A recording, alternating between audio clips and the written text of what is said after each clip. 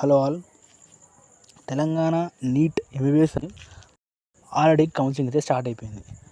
చాలామంది already counselling start చేశారు, apply చేయడం స్టార్ట్ చేసే ఉంటారు. ఈ షార్ట్లో ఏం చూపిస్తున్నాం అంటే రిక్వైర్డ్ డాక్యుమెంట్స్, అసలు డాక్యుమెంట్స్ ఏం కావాలో చూసేయండి షార్ట్లో. ఈ documents PDF size, PDF JPG, next వాటి యొక్క సైజ్ ఎంత ఉందో చూసుకోండి.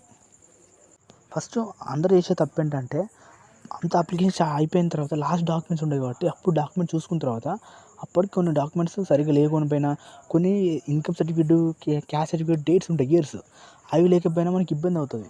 సో మనకు ముందే అసలు అవి డాక్యుమెంట్స్ రెడీ చేసి పెట్టుకున్నామంటే మనకి లాస్ట్ ప్రాబ్లమ్ ఏమి ఉండదు. ఒకవేళ మనకి ఏమైనా సరిగ్గా లేకపోయినా మనకు 1 వీక్ టైం ఉంది కాబట్టి ఈ టైంలో మనం మేనేజ్ చేసుకోవచ్చు. సో అది ఇంపార్టెంట్. ఇంకో విషయం ఏంటంటే ఎస్సీకి సంబంధించి ఎస్సీ వాళ్ళకి సబ్ కేటగిరీ చేస్తారు కదా, ఏబీసీ, అలాంటి అయినా ఓబీసీ రిలేటెడ్ మనకి టేస్ట్ ఇష్యూ అయినా, ఈడబ్ల్యూఎస్ డేట్ ఇష్యూ అయినా వాటి గురించి ఇండెప్త్గా మనం ఆల్రెడీ వీడియో చేసాం మన ఛానల్లో. ఒకసారి దాని లింక్ మనకి డిస్క్రిప్షన్లో ఇస్తాను, దాన్ని క్లిక్ చేయండి. మన ఛానల్కి వెళ్ళి చూడండి ఇండెప్త్గా దానికి అసలు ఏం డాక్యుమెంట్స్ కావాలో డౌట్స్ లేకుండా, ఏసీసీ రిలేటెడ్ అయినా ఏ డాక్యుమెంట్ రిలేటెడ్ అయినా నేను అక్కడ డీటెయిల్గా చెప్పా, డౌట్స్ అన్ని క్లారిఫై చేశాను. దాన్ని ట్రై చేయండి.